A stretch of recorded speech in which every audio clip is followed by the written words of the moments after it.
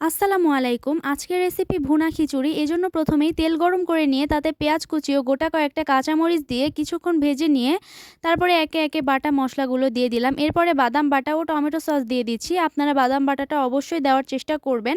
আর আপনারা চাইলে টমেটো পেস্টও দিতে পারেন।